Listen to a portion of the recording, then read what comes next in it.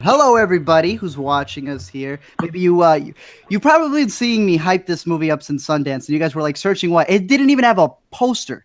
It didn't even have the ing at the end of it. It was just search. And I came out of Sundance. If you guys remember, the first time that I had talked about it, I actually tweeted it. I remember tweeting it, and I said I remember seeing my favorite movie of Sundance, my favorite movie of last year, Brigsby Bear, at Sundance, and tweeting it. I think I just saw my favorite movie. Guys, I think I just saw my favorite movie of this year right now with Searching. And the producer, Sev, is on here, and co-writer of the movie Searching. I had an earlier interview with him that you guys will see that's up on the channel as well here on the Intercut. But Sev, your movie just premiered, and there's a bunch of extra things that go with it. The first interview that you and I had back in May was more spoiler-free than this one, so this one's going to be deep into spoilers, your reaction on a bunch of the stuff. But so yeah, we want to get into a bit of, now that it's out, the feelings of it and what it's like. And oh my God! First of all, number one, thanks for having me on your guys' show. Oh, for sure, dude. Number two, we've done so much press for the past 4 months. Morning shows, like podcasts, interviews, foreign language things.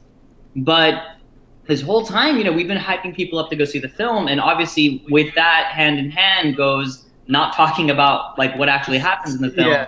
So this is so liberating for me because I've never talked about the actual plot of the movie in a spoilery.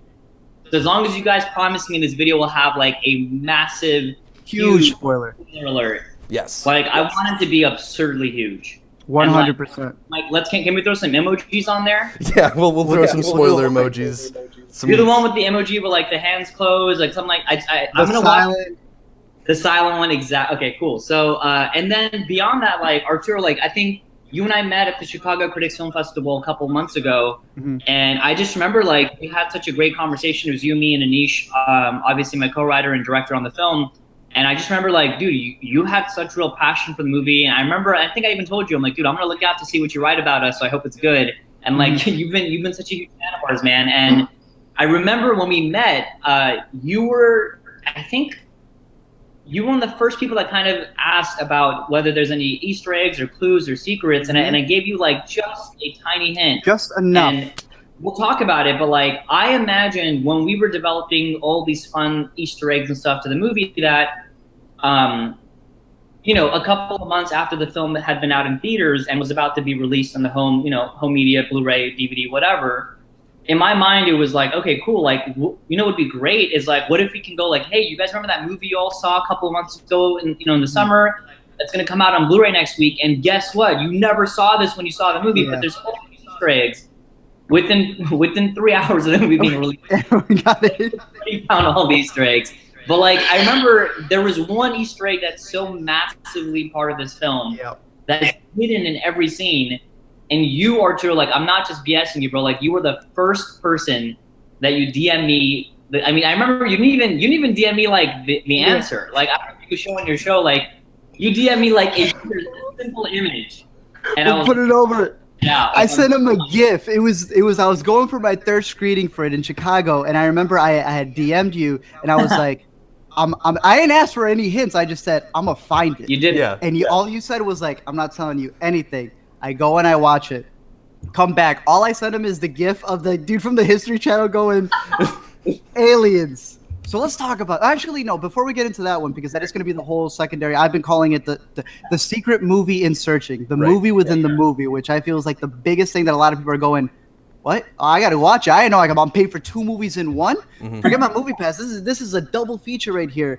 There's a bunch of other Easter eggs that I know are in there, and I know that you have even been saying people have only scratched 20% of the surface.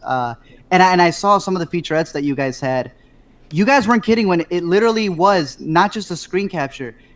Y'all had editors legitimately crop images, create the images.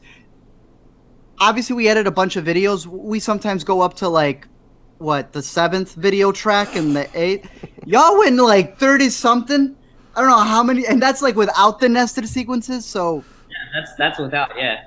Within those, I noticed some small ones. I know with Aneesh, his Nug, his short film was in the background. I know that you guys had said that your family members, be it either with the names or the pictures and stuff. Actually, can we back it up for 1 second? I just want to kind of on what our two editors accomplished in this film. It's Will Merrick and Nick Johnson. Will Merrick, this is his first ever feature. Wow. Nick had cut a couple of very, very, very small feature films. And, you know, both of them went to film school with Aneesh and I at USC. You know, when Aneesh and I were developing the film, even before we agreed to make it as a short film, we knew immediately, like almost telepathically, that the film that we would want to make that would, you know, take place on computer screens would have to feel different than what had come before. You know, we were impressed with Unfriended, and there was a really cool short film called Noah, and there's a great episode of Modern Family, and they were all great in their own rights, but we wanted to make something that would be even more cinematic. And immediately we knew that this wouldn't work by screen recording. So, you know, screen recording is something that anyone could do. You just record what's happening on your screen. It's pretty much how those other films had been created. Yeah. Somebody acted out on the laptop and kind of like recording chunks of that and editing it together. We brought on Will and Nick, and we were kind of like, this is what we want to make happen. Like, can you guys figure out how to do it? At one point, we were considering going and buying an 8K resolution monitor and recording that, because it might give us the ability to like zoom in. Yeah. But we realized that we would have to just recreate the entire internet one pixel at a time. And you're probably referring to that awesome time lapse that we put out there. I hope you can see this video or have it playing while we talk. But because like it's phenomenal what they did, and like in the course of us editing the film, you know, which took well over a year. We became, and this is, when I say we, I'm talking about Aneesh, our director, myself, Natalie Kasabian, our fellow producer, and Will and Nick. The five of us kind of had like a committee going on. We became religious. Like we genuinely started praying. Are you guys familiar with the spinning rainbow ball god? Yeah. Oh, yeah. Yeah. You know what I'm talking about? Like, so whenever we'd be working on these computers, and we were talking about 2 iMacs that you would buy your kids to do their homework on. We'd be editing, like our timeline had over 30 layers on it, and then suddenly it would crash, and we would just see this spinning rainbow ball. Immediately, we would all hit the ground on our knees and start praying to this ball, hoping it wouldn't erase the last 3 hours of progress. Usually it would, and that's why this film took forever to make, and it was almost kind of like, it's the most, I would argue, one of the most postmodern type of movies ever, but we were editing it in such a classical like way. Like, I probably must have been how they would edit movies, you know, on Steinbeck's, or like, you know, like how, you know, it was like that. And I want to give you guys an exclusive. We've talked about this in probably 30 interviews. We've referenced it probably 100 times, but we've never shown it before. When we finished, when we picture locked searching, Aneesh bought a gift for everybody, the 5 of us who were in that room, right? Me, Natalie, and the 2 editors. He got all of us a gift. And it's probably the most meaningful gift I've ever received from a filmmaker. He got us a like beautifully made framed photograph of the editing timeline. And that photograph, like, it doesn't resemble what you imagine it would resemble. My mother thought it was the New York skyline when she first saw it. And would you guys want me to just show it to you guys right now? Oh, yeah, you probably don't. Let's move on to something else. Let me see it. Let me see this thing. How long is this thing? You guys want to see it right now? Yeah. How is that not like a panorama? All right, let's watch right now. Will you guys come with me? We're in my apartment. I feel like we're in search right now. Yeah, we're a little bit like in the perspective of the movie almost. Whoa. I don't know if you guys can see all the detail. Sorry, the glare is like right there. No, I can. That is what Aneesh got all of us. It literally looks like an impressionistic, like, New York skyline, but it's literally all the layers of video and audio that we had to make. That's beautiful. Now, we got a wide fan base. To some people, that may not mean anything, but I know for like the 5% couple of us who editors spent time in Premiere. Yeah, they know what that means, right? I know what you were talking about, the magic ball, the rainbow ball. I know it as the beach ball of death. Yeah. Oh yeah, that's probably the true name. That's how I refer to it, but that's dope. That's really cool. Yeah. That's incredible. To add to that about the editors and just how much they worked on it, I know one of the first Easter eggs that I had caught when I first saw it at Sundance was the ticker part of editors kill producer. It's actually Hollywood producer murders editor. That is a special Easter egg that I had.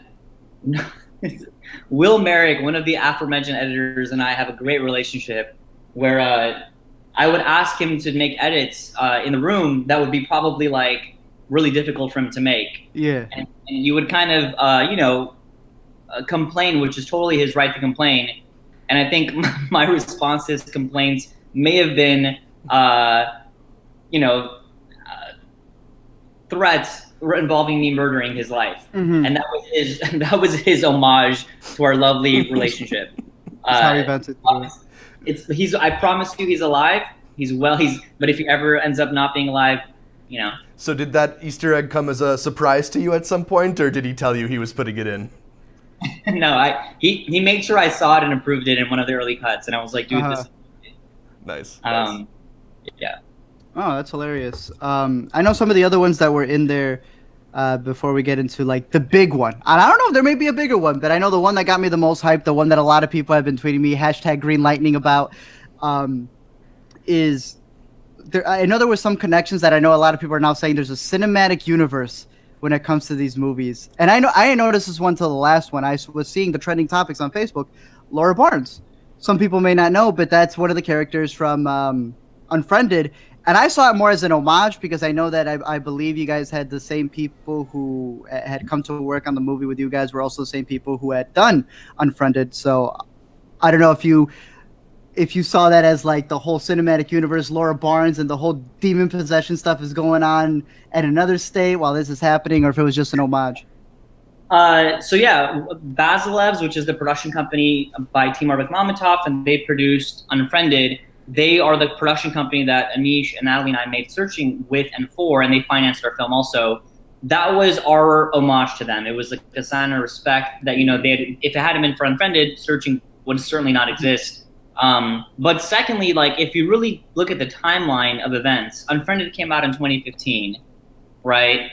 Searching's, that moment that you see it in Searching is at the end of the opening montage, which, as you can tell from the this is so cool to talk about this stuff openly, but the rest in peace like flyer for Pam, it says she was in 2015. So theoretically, that Laura Barnes hashtag could be people talking about this mysterious, suicide that had happened, that happened for their dad. So like in my personal canon, they are in the same universe. But as you'll see, as we'll talk about, my personal canon has a lot of crazy stuff in this universe. Sev's got his own movie, like literally that I feel like nobody else even knows is going on.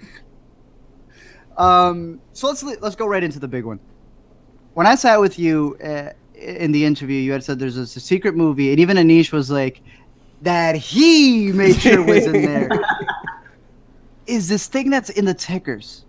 It's in the trending pages. It is in news articles. It's all over the place. Literally, to me, it even leaves off on a cliffhanger. From the last one that I saw, it deals with a speech that I feel connects to it. I'm just going to let you explain it because I've had so many people try to go out there and figure out what this secret movie is in there. Some people says it's aliens. Other people go, no, it's a Cloverfield movie that I have now people telling me that it is. Other people saying, no, it's a sequel to Signs. It's an homage to Signs. From M. Night. Break down what your magnum opus, as you called it, is within the secret in this movie Searching. I have no idea what you're talking about, man. What do you mean? Well, let me tell you, there's this theory out there that.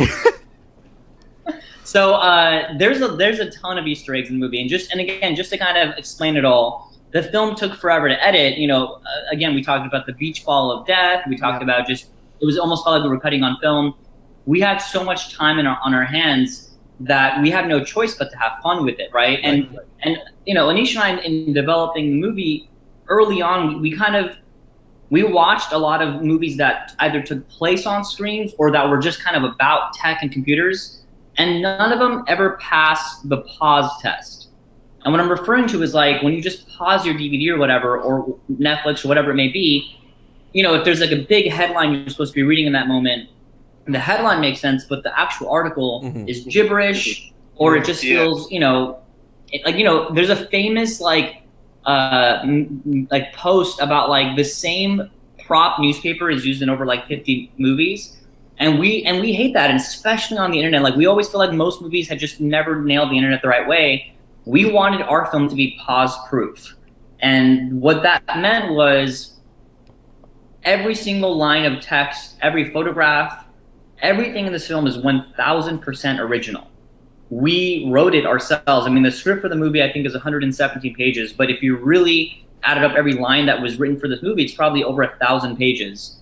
And most of that credit goes to Aneesh, by the way, who like tirelessly like put together, like he actually executed all of these subplots to make sure that they all line up. So one, it's all there to kind of make sure the movie feels alive. Two, we were able to use that philosophy to really add texture to the characters. One of my favorite things is like if you just really take a look at the movie and focus on, especially when David is on his account and his computer, like what are the YouTube videos that are being suggested to him and what does it mean? You know, some of them really speak to his, his searching habits and what the internet, the algorithms have thought about him. You know, like one of my favorite movies of all time is Children of Men. And I love Children of Men in the sense that it doesn't have any exposition. Have you guys seen Children of Men? Yes. Bro, come on. I'm going to specifically because I want to see Roma. Oh, sick. Yeah, I can't wait to see that. Children of Men is incredible because the entire film is set up with a series of like shots of newspapers, advertisements. I mean, it's like, it's beautifully done.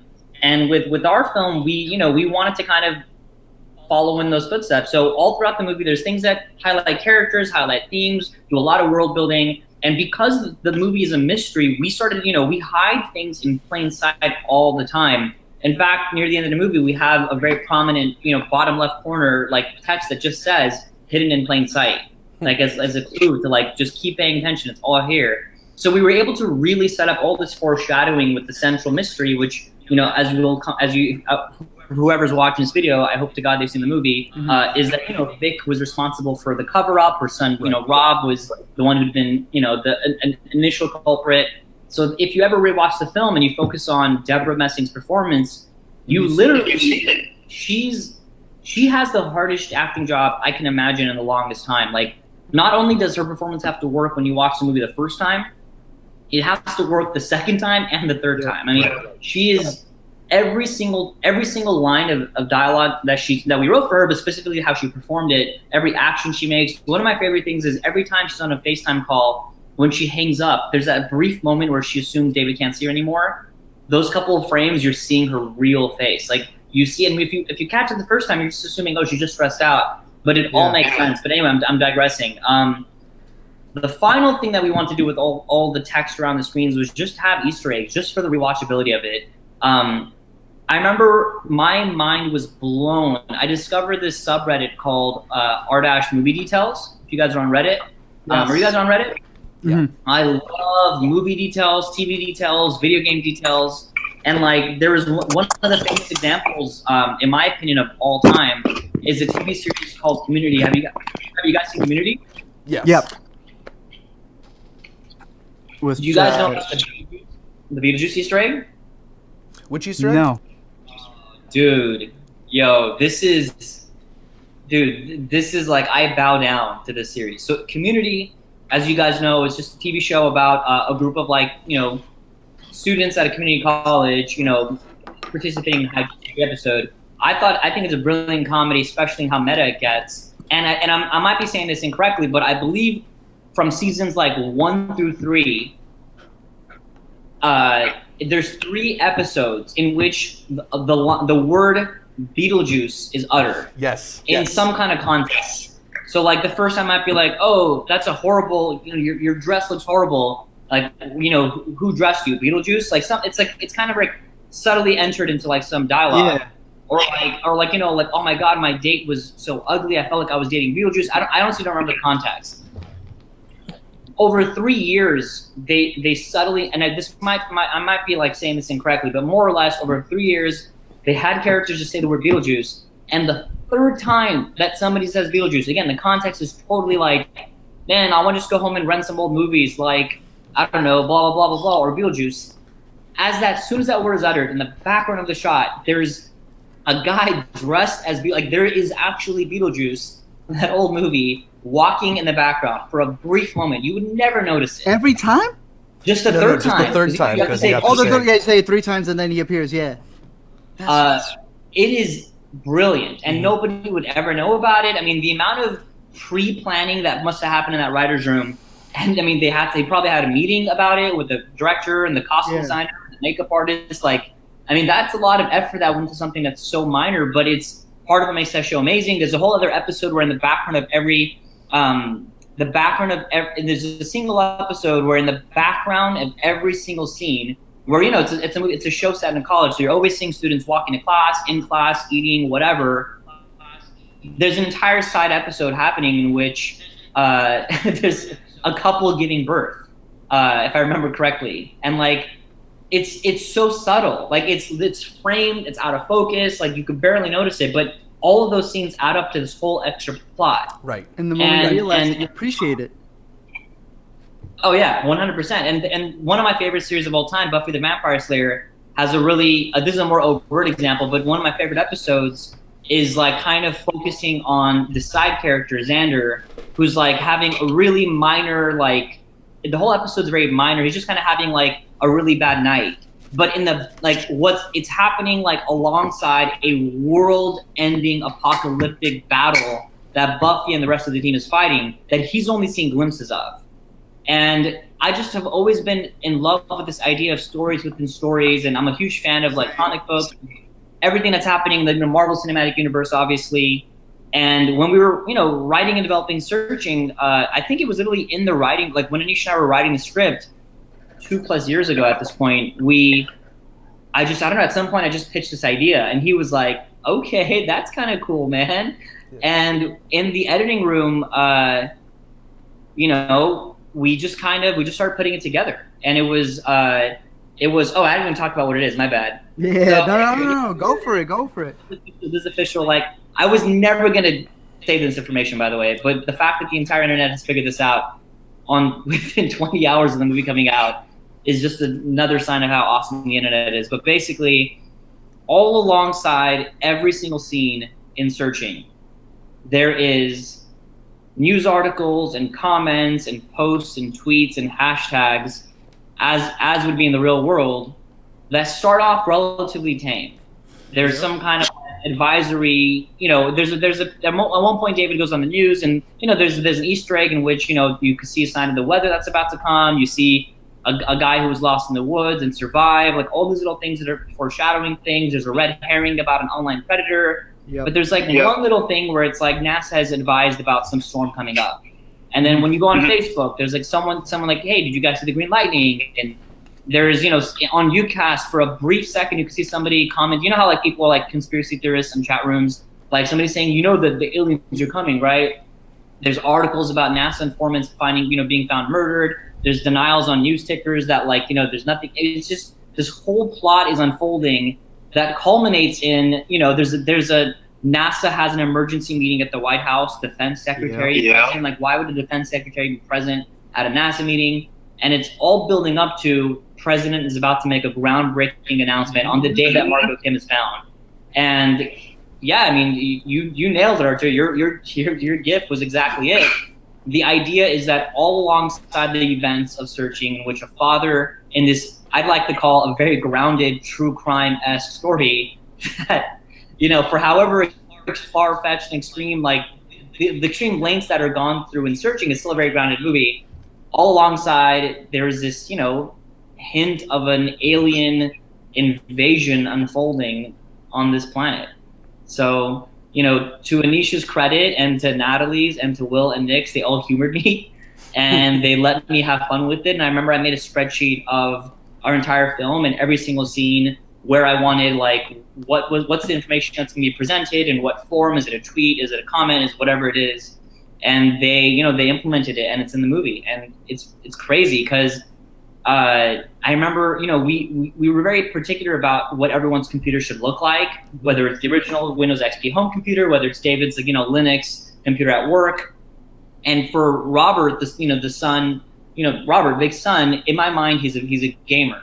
Like we show that he even has like, you know, he loves role playing, right? So like one of the icons on his desktop says something like something RPG, right? Role playing game. And like even Vic says like he was like just having fun. He was role playing. So if you know anything about video games and especially computer gaming, Alienware is and was considered like the prime, like hardware to have if you want to be a gamer. So we gave him this Alienware boot up on his computer. And so hold that thought. And then we really associated the color of blue with Vic and her family. You know, with the Kim family, you know, David's color is red. You know, he's on Gmail. He's very like by the books. He's organized, and you know, red we associate with that because of the internet. You know, Margot is green because she's all about nature, and also about oregano, as her Uncle Peter. And you know, in yellow is the color of Pam. If you remember, she has a yellow blanket, the yellow piano. So with Vic, you know, she's a police officer, so blue is her color. You know, she's, you know, the boys in blue and everything. And Robert is associated with that, so blue is his color also. We have this brief moment in the middle of the movie when David gets a call, when David calls Vic about, you know, he's at the lake. We see her like exiting her bedroom and like rushing to her car. And it should probably throw people off for a second, but Robert is awake at 4 a.m. for some reason, you know, like it should feel like he was already awake. And he opens his door, and like shining out of his door is this like massive blue light, which should feel like completely ridiculous. But like the way we designed it was hopefully people don't really notice it for too much. But anyway, what was really funny is reading the internet comments like the day after the movie came out. People started associating all of this alien subplot with Robert having this Alienware like logo and having this big blue light coming out of his room, as if the movie was leading you to have some crazy twist. Margot was abducted by aliens. And I was like, dude, never did we imagine people would take it there, but it's cool. That's wild. So you had said that you were very specific with things, even to the point that the Laura Barnes thing was very specific to the year of 2015. So being very specific to even having things like that the lights that were installed in this boy's room, and I even read back to it because I know a lot of people went into it, and when you watch it very carefully, he's making the spreadsheet. You got John Cho's character is making the spreadsheet, and it says right there that he had a crush. Mom's in the police department. You pick up on all those little things. The school, home of the catfish, all the little things that are there. With this secret movie that you have in there, is there anything else that you wanted to develop with it? Is there something that happens after the speech? What's funny is, you know, the final scene of the movie is kind of like a flash forward. It's an epilogue. You know, it's about a year and a half after Margot being rescued. So theoretically, the world didn't end, right? Like that's that. So what's funny is like, because and I love Aneesh. You know, who's my creative partner for life. I was like, dude, we should, because in our next movie, which is called Run, and Aneesh and I wrote it. He's directing it. I'm producing with Natalie again. There's a brief moment where a character goes on a computer to find information, and we kind of have it's in the script. The character tries to go on the internet, but the internet gets disconnected, so they have to find other means to get this information, which is kind of partially an obstacle that we created for a character, and B, like a shout out to like people like, hey, this time it's not going to be using the internet to solve everything. But I was like, dude, how sick would it be if we have a reference to like Margot Kim or something in this next movie? And Aneesh was like, dude, that'd be sick. And then he was like, but wait, I don't know about that, because in searching there's an alien invasion, so like we can't, like, how could they be in the same universe? And I was like, dude, there's an impending alien invasion, but you don't know if some dude, you know, will jump into some like airplane and go save the day, like Will Smith style. So maybe the world gets saved. But yeah, I mean, that I think there's so many, man. I mean, like we're just scratching the surface. I mean, my magnum opus is definitely the alien thing, but there's probably like another 30 Easter eggs, only like 10 of which have been seen in there. And my favorite thing is there was a video game in the Nintendo 64 called Star Wars Rogue Squadron. You guys play these games at all? Am I the biggest nerd in the room? Zach, you're nodding your head. You with me? So Star Wars Rogue Squadron is a game in which you play as, you know, starship pilots in the Star Wars universe, right?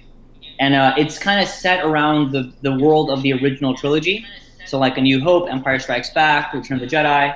And you could fly like X-Wings, which I'm sure you guys are familiar with, and like the Millennium Falcon, like all those ships from the old movies.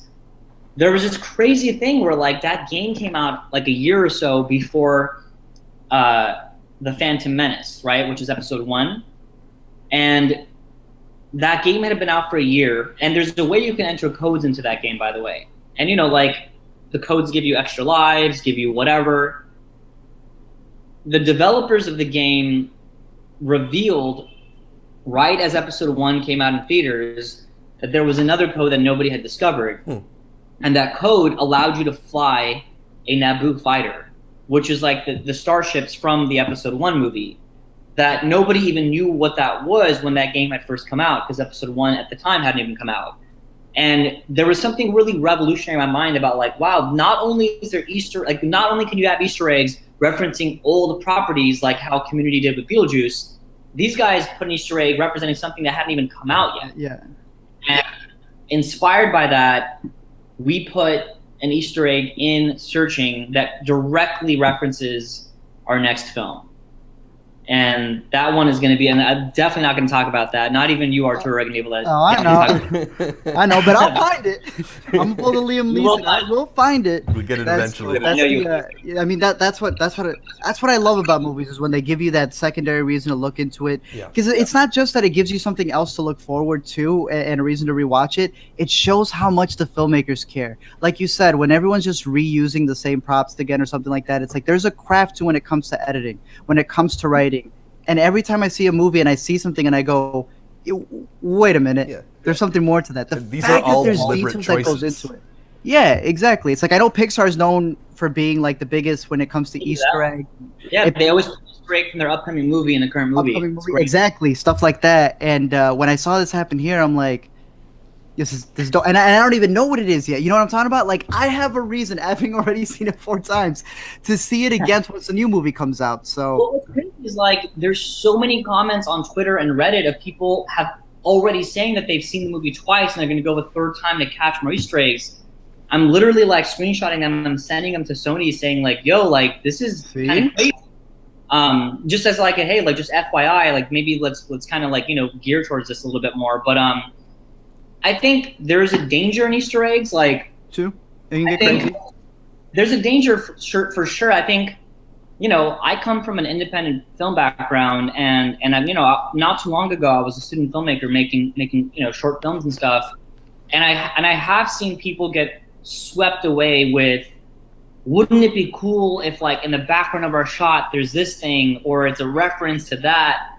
But I think my particular opinion is that could be really dangerous if you're prioritizing that kind of stuff over like a good story, you know, good performances, good writing, like hopefully some themes. And my hope is that people look at Searching, and the Easter eggs are kind of like a fun side thing. And hopefully people, the story, I hope, stands up and people are moved by the movie and thrilled by the film. So that to us, it was always like the Easter eggs were something that we could do if we have time and if we can make it work. But our goal was absolutely to kind of make sure the movie worked on its own. And I don't know if you guys agree with that, or I'm just rambling here. No, 100%. When I saw it at Sundance, I wasn't even talking about the Easter eggs at that point. I was just saying, yo, the movie's good, but I don't want to tell you anything because I went into it not seeing a trailer and stuff. And the whole thing's a journey. You see it again, and I've seen it and I know.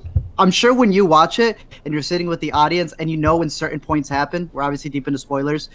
When the subplot with the brother comes in, I feel it's like the same lady too.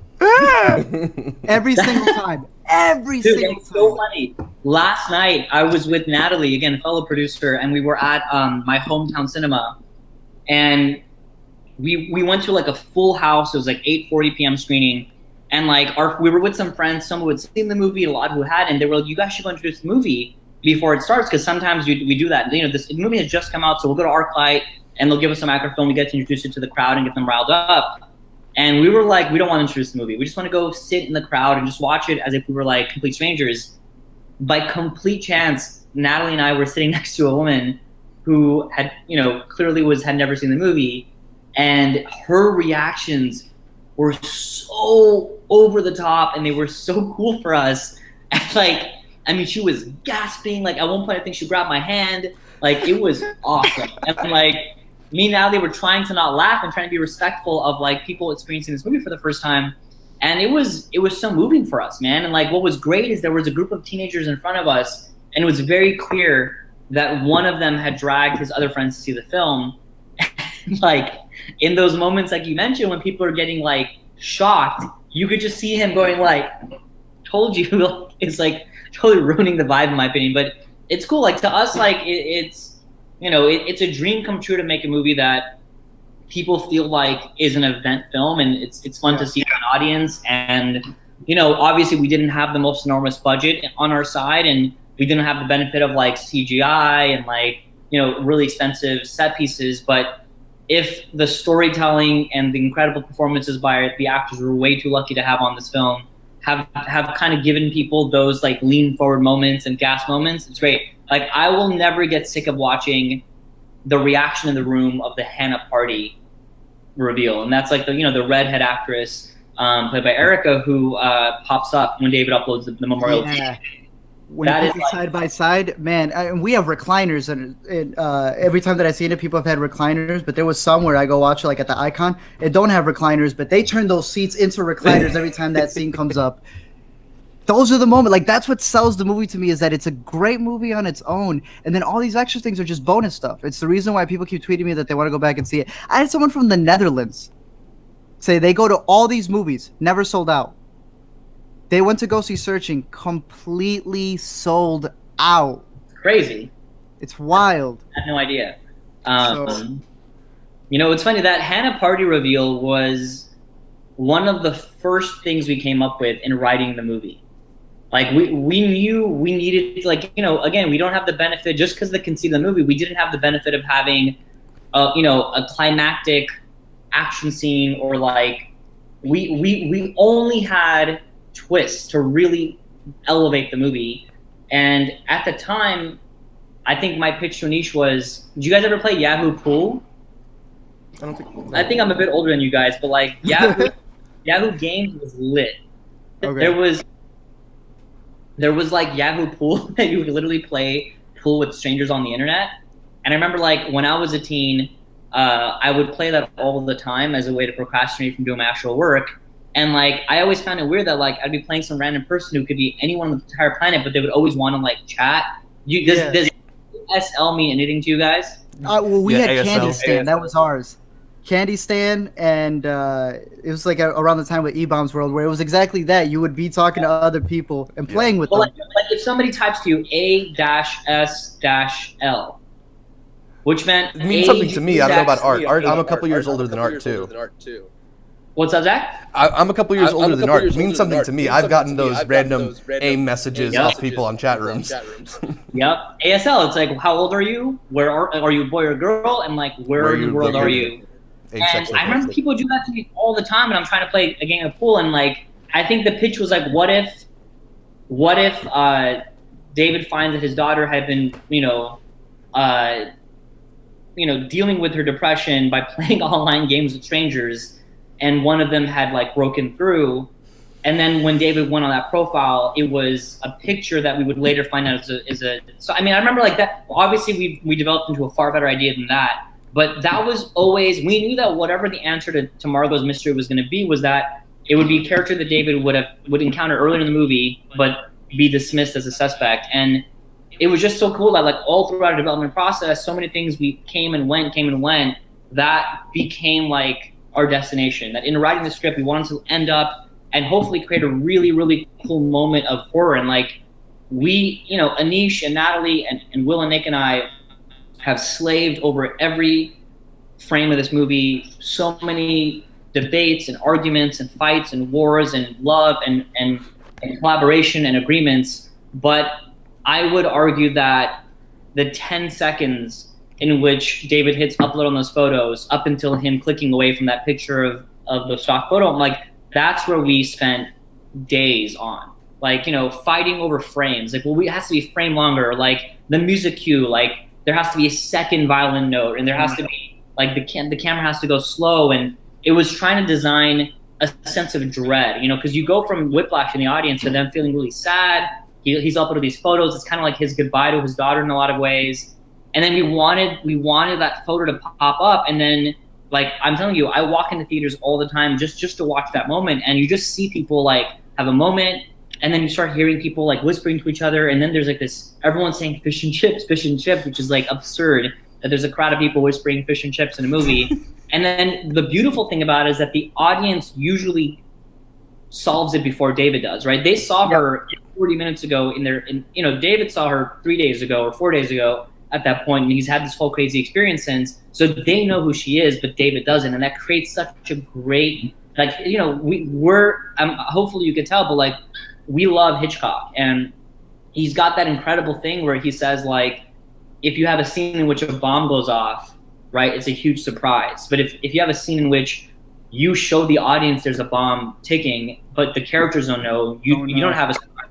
You have suspense. And like that, I think, was a moment we really wanted the audience to just be like, oh my God, it's fish and chips. Like, why are you on Facebook? Go to fish and chips. And it's fun. Like, yeah, I'm really proud of that moment. Yeah, I mean, that's one of a lot of really cool moments in the film that I think does a good job of realizing how we interact with the internet. I'm kind of curious, though, because there's so many different aspects to internet culture that end up getting covered in the film. How early in the process were you thinking, okay, we have to have a Reddit section, we have to have the YouNow section, we're going to be on Facebook for a while? That's a good question. I think it was really important to Aneesh, especially that the internet, you know, Aneesh is a former Google commercial director, you know, I'm sure you guys know that. He, you know, together he and I made this awesome spot called Seeds. I don't know if you guys have seen it or not. Yep. And that's what led Aneesh to getting hired at Google. And you know, his parents are software developers, and you know, yeah, his parents literally own a company called Aperture. Or here's an Easter egg for you that David Kim apparently works at, because that's no, dude, bro, for real. I saw that. I had no idea what that meant, but I was like, okay, does he work for the company that's causing the GreenLightning? Man, I was going all over for it. All right, that explains that Easter egg. No GreenLightning. Benish's parents are wonderful people, and they own that company. But it was really important to both of us, but especially Aneesh, that the film feels like the actual internet that we all use today. And you know, we basically, you know, we were trying to make a true crime story. You know, Unfriended is a horror film and Taken's an action movie. Like, we're trying to make something that was probably closer to like Prisoners than any other film. And we drew a lot of inspiration from, like, you know, Making a Murder to from Serial, like real life instances of crime. And you have to have the realistic internet. And we basically, I'm a huge like Redditor. I've been on Reddit since you know, for like over 10 years. I'm on that site 30 times a day, and only recently have I made an account that's my actual name, and I've been kind of, we did an AMA a couple days ago, and it's also really surreal for me to see people commenting on like a searching movie discussion page, which is like mind blowing. At first I was like, I'm gonna stay out of this, and then I couldn't help myself. I started commenting, and people, you know, kind of like it, so it's cool. But I knew early on that Reddit would have to play a role, because there's two references to Reddit specifically. Like, number one, did you guys ever listen to Serial when it came out? Yeah, I did. Yeah, I'm listening to, I think it was one that Zach just recommended, Atlanta Monster. So I'm a little, it's like along the same thing as Serial, but I know exactly what you're talking about. And Zach, you listen to Serial, right? Yes, I do. Yeah. I can't hear you. Okay, cool. And then when Serial was happening, there was a really avid fan base on Reddit. Did you know about this, Zach? Yeah, there were a bunch of people who were investigating the story on their own and trying to find clues that the show didn't have. They even, you were like going and talking to people involved in the story. Yes, it was crazy, right? Mm-hmm. I mean, the Serial subreddit was like armchair detectives. Like, you just nailed it. Like, people who were like so invested, and I do think coming from a good place, who were taking it upon themselves to go and investigate this case, down to like people who would actually drive out to that city and like drive in the path that was, you know, outlined in the series to like check that, you know, go to the Best Buy and look for the payphone. Exactly, bro. And I remember I was following all of that, just like lurking on Reddit, and I was amazed.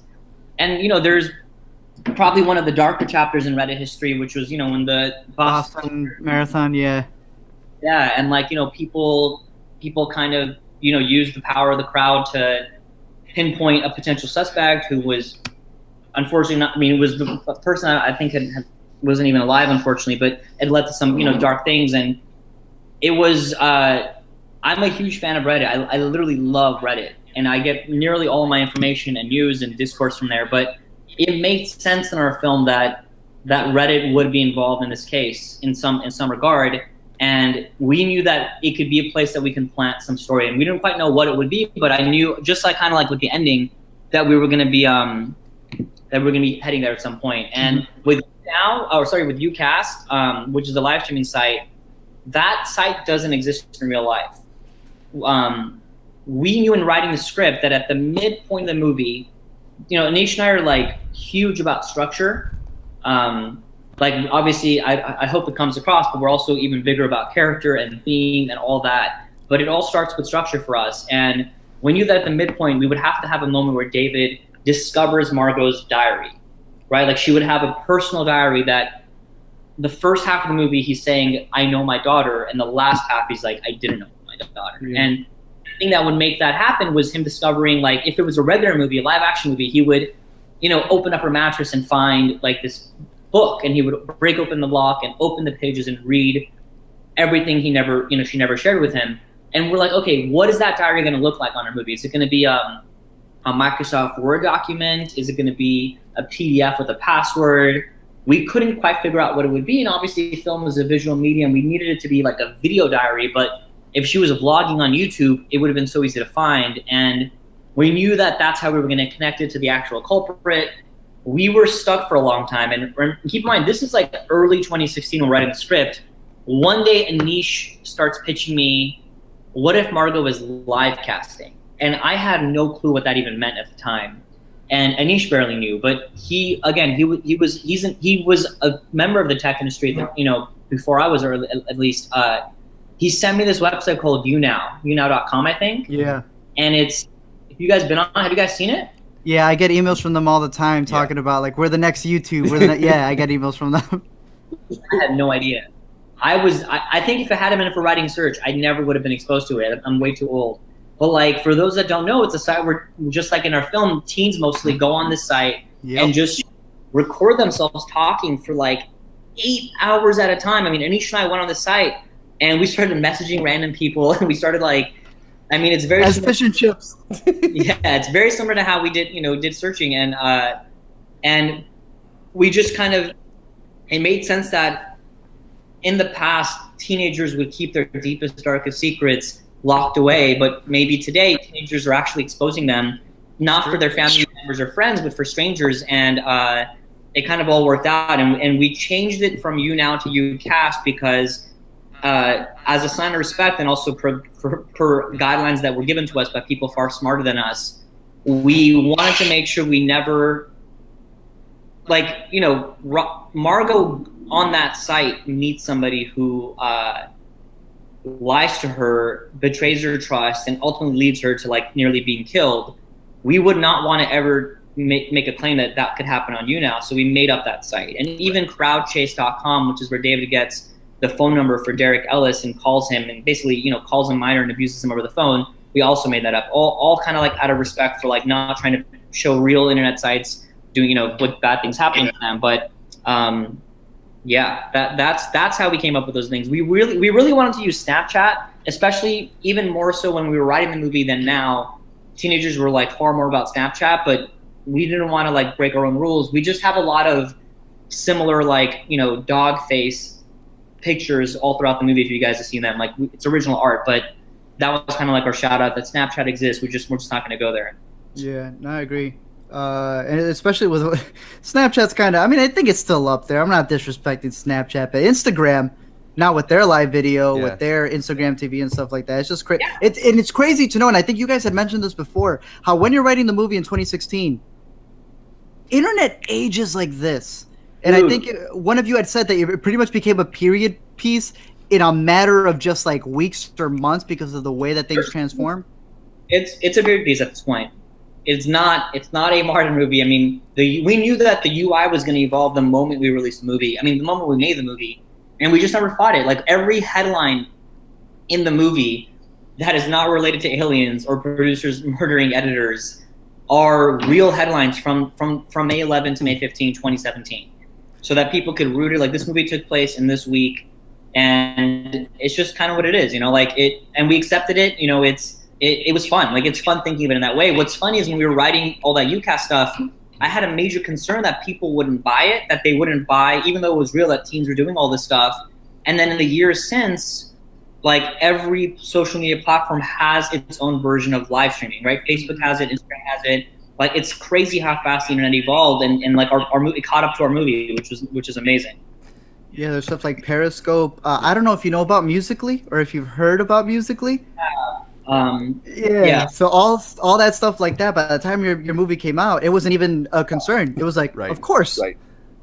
So there's also that really cool bit with the opening. It's almost like a bunch of mini period pieces in a way, going back through all the technology over the years, the old like addicting. When I saw addictinggames.com, I get a little bit of a nostalgic thrill. The maze, dude, that maze, man. I know. I mean, it was like John Cho says this so well that like this movie could not have been made even 5 years ago because we as a people have our relationship with tech has evolved to the point that we are now nostalgic. This right here, yeah, easily. Like, what we update our phones like every other year and stuff like that. So, I mean, that's the way that it goes. Yeah, like that. So it was kind of like our way of disarming audiences who like make comments. It's funny. I was literally when I was at the movie theater last night. I swear I was telling this to Natalie. I literally heard somebody behind us. I think it was a woman and a man, and the woman whispered to the man, like in the first minute, this is true, I swear to God. She was like, wait, is the whole movie gonna be like this? So she must not have known it's like a Scream movie. And I was like, ooh, shit, like, are we about to have somebody walk out of the movie? And by the end of the movie, she was like sobbing uncontrollably behind us. I mean, by the end of the opening montage. And our goal with that opening montage was to disarm people and like bring them into the movie, like, and show them like, hey, this is just like your life, and this family is just like your family.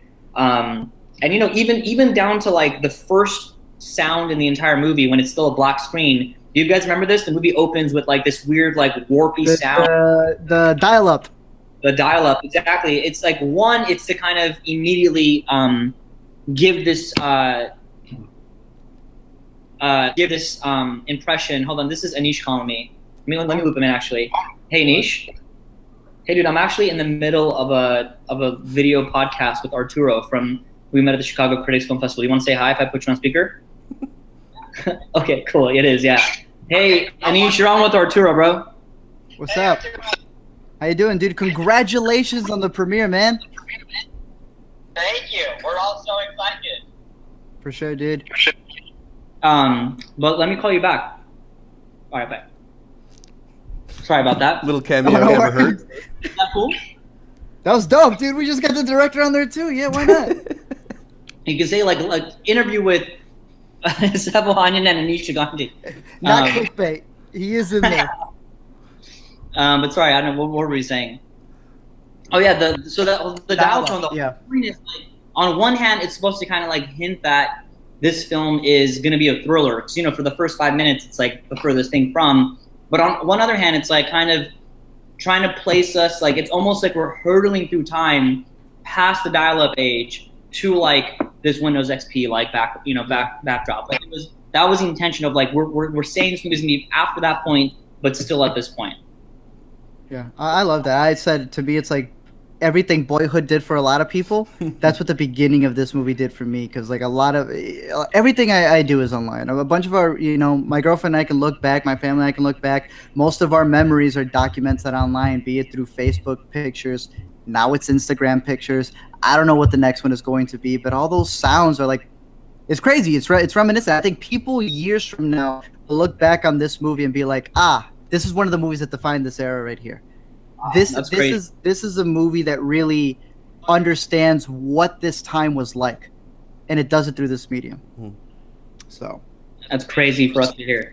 we were just trying to, you know, we're just a bunch of like young indie people trying to make a really cool small movie. So just the fact that anybody outside of our circle of 5 friends has seen this film, has commented on it, has rewatched it, or says crazy stuff like that, it's, you know, it's insane for us. Like that's not, we never imagined that, we never intended that. we're like just beyond grateful and like humble that people have come behind to support this film, and like obviously not even touching upon the incredible support the Asian American community has given to the film. Dude, that's a timing. Like, how do you time that? See, I remember, just to be candid with you, I remember that Unfriended got announced, the sequel to Unfriended, and I was like, oh man. I know that it was like the same production, but I'm like, I feel like a lot of people are going to see Unfriended, and they're going to go, it's just the same type of gimmick again. And it comes out so near, and I know Unfriended had like a 2-ending type of thing, and I was like, oh, that's going to take a lot of shine away from the movie that I want people to see. And I keep seeing the trailer for Crazy Rich Asians, and Crazy Rich Asians never connecting it's coming out the week before. Never connecting it's going to be this huge phenomenon. And connecting to it that we then got, what was it called? #Asian August. And it's just a slew of movies. To the boys I loved before, Crazy Rich Asians, this movie.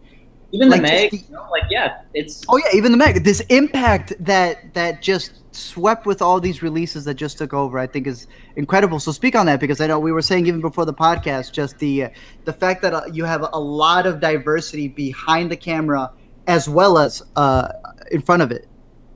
Yeah, I mean, we wrote the movie over 2 years ago, and we wrote it always with John Cho in mind. The script is David Kim. Aneesh is Indian, I'm Armenian, Natalie's Armenian, our entire crew is so diverse. I remember we'd go on location scouts. The people who own the homes would say, like, what are you guys, the model UN?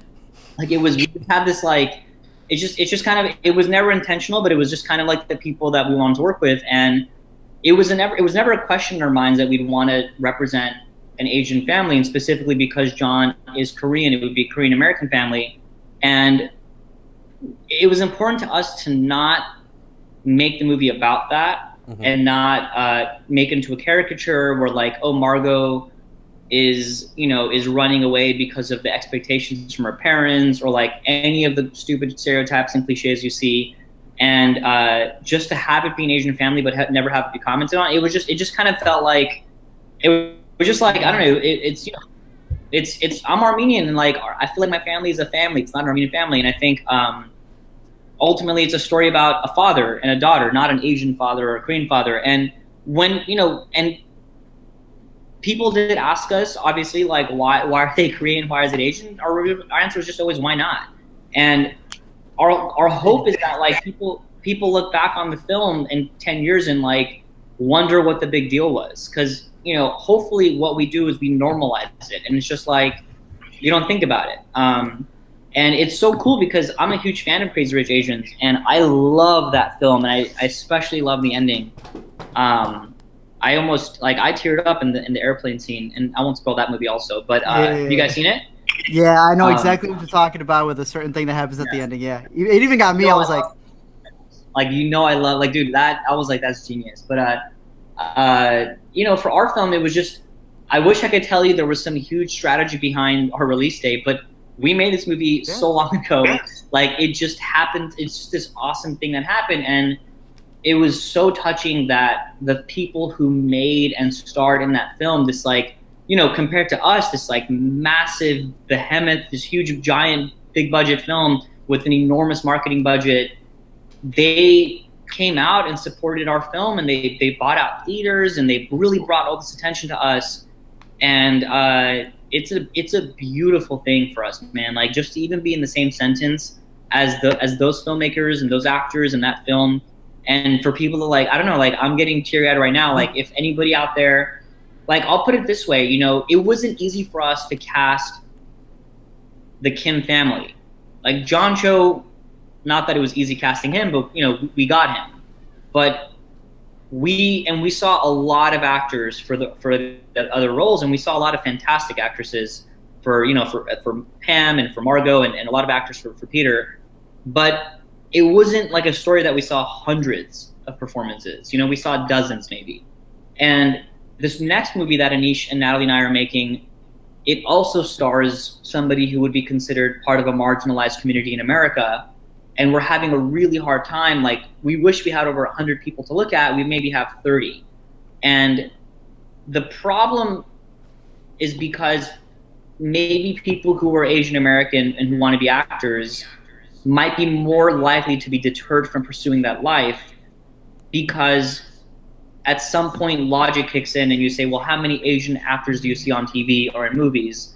It's already in practically an impossible thing to like succeed as an actor, for anybody, you know, for any ethnicity or race. Why even go against the odds if I'm a minority? So maybe I'm not going to pursue acting. Maybe I'll go do something else. So then when you have, you know, filmmakers like Aneesh and Nat and myself, and ignoring the fact that we are people of color, but we want to cast somebody who is an Asian American or a person of color or from a marginalized community, we just have less people to like look at. It's a horrible cycle that's happened, right? And the beautiful thing about this film, I think, is that wonderful actors like Joey and Sarah and Michelle, who play the rest of the Kim family, now have a platform. You know, like they now have a big credit after their name, the parenthetical searching, which hopefully in a year will be like, oh, cool, you were in that movie. That because of John, who's put in time into this industry and like humbly like paid his dues and then some, and is by all rights a movie star that we were lucky to have. Those three actors now have a platform, and hopefully other Asian American actors and beyond, other people of color and people from marginalized communities have maybe more opportunities to do that. And I think what's great about Crazy Rich Asians is, like, kind of like what Black Panther did, is it destroyed that BS belief that films They don't make with money. people with diversity don't travel, don't make money. So hopefully, like, other actors may want to now, maybe they'll look at these films and be like, you know what, I am going to go to drama school or whatever, you know, like, and obviously it's not just about the actors, but hopefully people can look at someone like Aneesh, who I think is a brilliant young filmmaker, and I think genuinely he's going to be regarded in the same way that people talk about other great filmmakers. You know, he's probably the second Indian American filmmaker people can probably think of, right? So Aneesh didn't even want to become a director, didn't even think it was like borderline possible until he saw a picture of M. Night in a magazine. On time. Yeah, that iconic picture right there. I mean, I'm rambling here, but my final point is, I don't think necessarily that I know no one's saying I'm saying this, but I don't think that people of color either make better movies or are better actors. Absolutely not. But I do think that there's a freshness that, you know, that can be applied to films and TV shows and stories. Like, my favorite TV show right now is Atlanta. I think it's brilliant. And TV especially is so, like, redundant in so many times. It's like there's only so many stories you can tell about families or like friends or work, you know, offices or whatever. But like, just the fact that it's like this really cool, unique, you know, perspective because of Donald and his writing room. Like, it just makes it fresh. And I think, like, Searching by design is what we wanted to tell an incredibly traditional story. Yeah. Like, to counteract the fact that it's an untraditional, like, experience watching movie, we wanted it to really resemble like a Pulp Fiction mystery dime novel. And we've seen a lot of those, but you've never seen one starting a family like that. So anyway, that's my long rambling way of saying that we're really lucky to be premiering in Asian August. It was never intended. I mean, it's a beautiful accident, or maybe it's more than an accident, but yeah. It seems it's the gods coming back. Yeah, saying sorry for the beach volleyball of death, but I mean, I love it. My personal take for that is that, yeah, every time I call them my uncles, my tíos, Iñárritu, Coron, and Del Toro. When I see them make movies, they don't look like Mexican movies, right? They're just Oscar award-winning movies, and when I see something like that, it just shows me that, oh, I don't have to make a movie. Like, going back to what you said, many Asian actors may feel, oh, I'm barely represented, but also when I am, I have to play a stereotype. And some may feel that, oh, I can only ever direct or be in something that deals with a specific stereotype or something like that. But here, like you said, he's a Asian American father. That's it. Yeah. And to be reductive about some of it, like, even if you want to take race out of it completely, we as audiences like to see different perspectives. It's boring to get the same perspective over and over. So if we are opening up these opportunities to more and more people, we're getting fresher perspectives and fresher stories. So I think that's, you know, it's not just the perspective that it's coming from an Asian American family. It's the perspective of coming from a family that's of the internet, of the digital age. There's a lot that feels very new to Searching. Yeah, I'm excited for it. I don't know if there's anything else that you want to add to it, any other little Easter eggs before we wrap this up over here, other than if y'all haven't seen Searching, I know some people want the whole movie spoiled. If it's all spoiled for you, still go watch it, because I have seen it multiple times. If you watch this video, you're crazy. Yeah, you're crazy. But I've literally said it. I've started off videos saying, screw my retention time, stop this video and go watch the movie. Now, I always say, don't even watch the trailer. Just go watch it. So for those of you, if you've still needed more convincing and seen this whole thing, go support this movie. I absolutely adore it. I cannot wait for years to come, even if it's just me who says it, to call a movie in the future that year's Searching. Damn. That's what I'm looking forward to. That's what I want to call it. So you can process that kind of stuff. That's how much the movie meant to me. I love it. I'm gonna still keep pushing it forward. I've had it on the top of my list in Sundance. I appreciate you so much. Like that's one of the beautiful things about it. I love the movie, learning more about it, but the whole journey, seeing you guys go from, you know, just the whole development of it, the whole like tour that you guys have been doing from Sundance when I saw you guys at the Critics Fest to now it premiering. I'm excited to see how much it grows. So we'll see, man. I gotta give you guys one more Easter egg for anyone who's still listening. I'm trying to think of like what I should give away. I gotta leave you with a good one, right? Or do I? I don't have to, right? Is there anything that like you're surprised people haven't found? I will say that this is not necessarily an Easter egg, but it's something that I've only ever seen one person so far mention.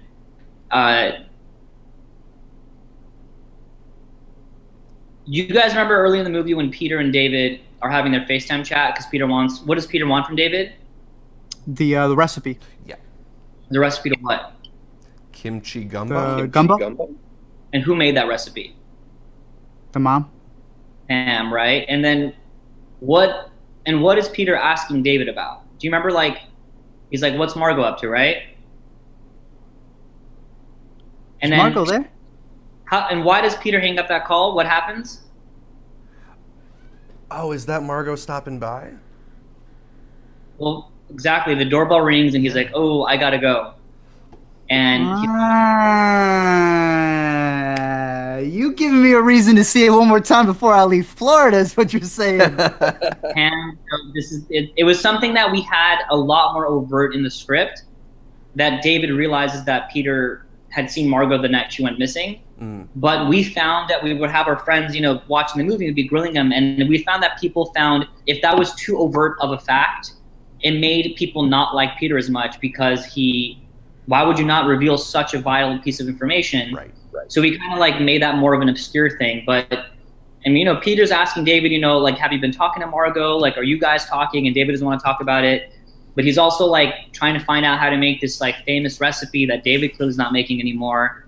And he's got weed thing in, and he's like, wait, Margot's at a study group all night tonight? Because in his mind, she should be coming over any minute now. And literally, the doorbell rings and he's got to hang up. So the idea is that this guy that David and probably the audience suspects of doing the most, in Peter's words, unfucking speakable things, was trying to, you know, be there for his niece, cook her a dish, maybe smoke her out, and just kind of be there for her in a way that her father wasn't. So yeah, one more way to look at that character and that incredible performance by Joey. Searching. Very the cool. movie Very that cool. keeps on giving. There you go. Well, thanks for being on, man. Really appreciate it. Those of you guys, like I said, if you guys find any other Easter eggs, tweet it. Tweet it at us. Tweet it at Sev. Anything that you can find, we're going to compile the whole list, hopefully get them all before the DVD comes out, the Blu-ray comes out. But I'm excited to see what you guys have coming up next. I'm excited for everyone to finally see this movie that I've been pushing forward, because it is one of the best ones that's out there. So, see you guys. Yeah. Thank you guys. Thanks, Arturo. Thanks, Zach, man. Appreciate it, guys. Yeah, it was so great talking to you.